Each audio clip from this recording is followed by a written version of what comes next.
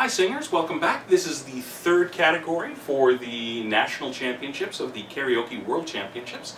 This is of course Dr. Suzanne Wright. I am Joey Oberhoffner, BAMF, and we are going to talk to you a little bit now about the category of Artistry. Artistry is rated for each song out of 10 points, and there are 5 subcategories that we as judges pay attention to, and we want to talk to you a little bit about them. The first one is Expressiveness, which is exuding emotion and passion as appropriate for the song, conveyed through voice, body, and facial expression. Now this is really important because you've probably heard this before, but in excess of 80% of communication is non-verbal. It's not what you say, it's how you say it and how you look as you say it. But how you say it matters too, in terms of you need to have passion in the voice. You can't be singing about how you are having the best day of your life if you sound like you're having the worst day of your life. I hope you had the time of your life. Green Day would be spinning in their graves if they were dead, which they're not.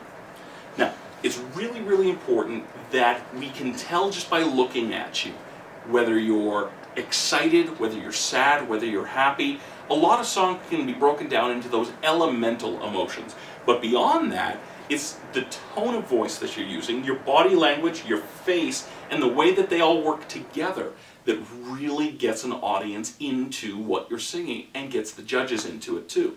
So please pay attention to that stuff. It's not enough to be a really energized body and a really dead face.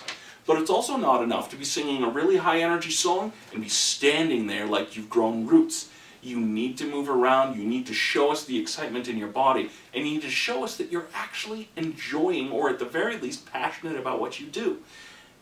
But again, it's on a song-by-song basis. If you're singing a sad song, and you look really happy and energetic, that's probably not the right choice, and it'll probably cost you when we're writing our marks down. Thank you. Musicality, genuinely feeling the music, shaping phrases artistically, incorporating aesthetic nuances, and taking liberties in a tasteful manner. Musicality is the music of the song. It's how the song makes you feel and how you make us feel when you sing it. It's surprising how many people in a competition of not a huge amount of people can end up singing the same song. And yet every single one of you sings it differently. A song is written by whatever artist it's written by, and it means the world to them. But you usually would have a connection to the song for your own personal reasons. And that's where your musicality comes into play, and you make me believe the song. You're changing things a little bit. Maybe you're crossing the rhythm slightly. It's about that, again, it's about that push and pull. This whole technique of artistry, this whole category, really does link very strongly with your vocals and your technique. It's all about the way you perform, is your body and your voice. The whole thing has to meld together to make us believe that that song is yours and yours alone. All right.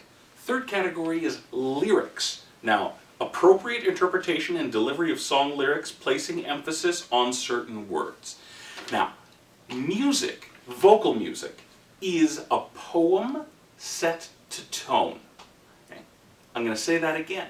It's a poem set to tone. So you need to deliver the poetry in a way that we can understand. You need to deliver it in a way that is meaningful, and you need to deliver it in a way that is going to take us to a place. Now, this is the big advantage that singers have over every other instrument. We are the only instrument that gets to use words.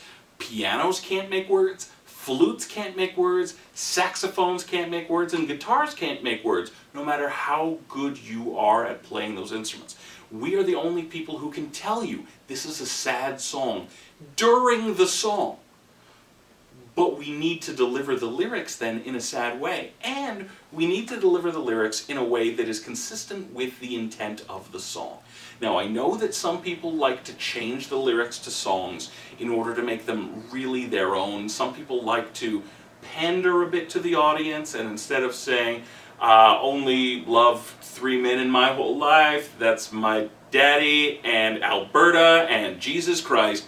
But that's not what Lady Gaga wanted you to be singing at that particular moment in time. So please, use the lyrics that they've given you. You can change pronouns if you're a guy singing a song that was originally done by a woman or vice versa, but really try to keep to the intent of the poetry, because the artist that you're paying tribute to in your karaoke performance intended for it to be performed a certain way. And while you want to make it your own, you also want to pay tribute and honor and homage to the poem that was set to the tone.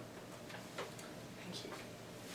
I actually have a phrase that I think goes along with that, and I know a lot of you have heard it from me a lot of times. I will tell you, you put the emphasis on the wrong syllable.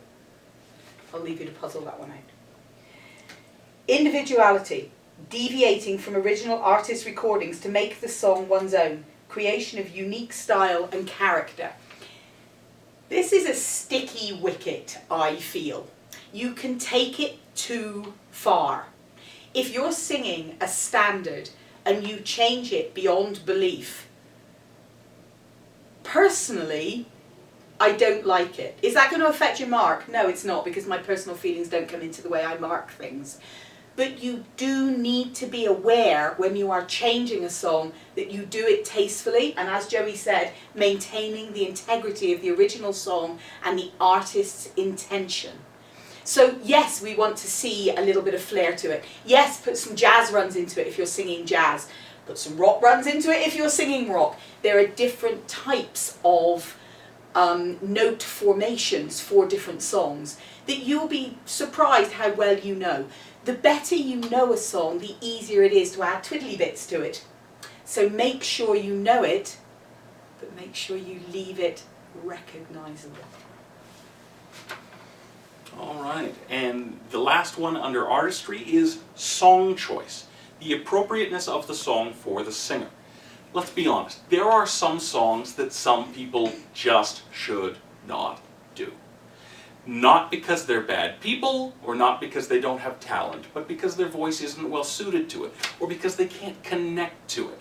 You know, depending on your mood at the time even, it can have a big impact on what song you choose. If I'm having the worst day of my life, it doesn't matter how gifted a performer I am, I maybe should not sing a song like Pharrell Williams' Happy.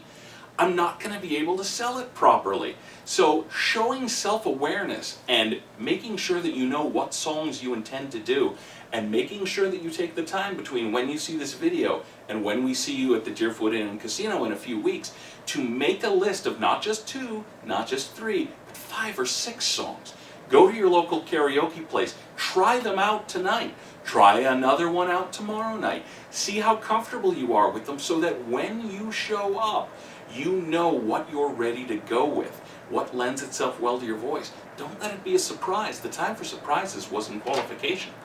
Pick some songs you know you can do, and then when you get up to the deadline of having to submit your songs, ask yourself, honestly, what am I actually capable of delivering right now?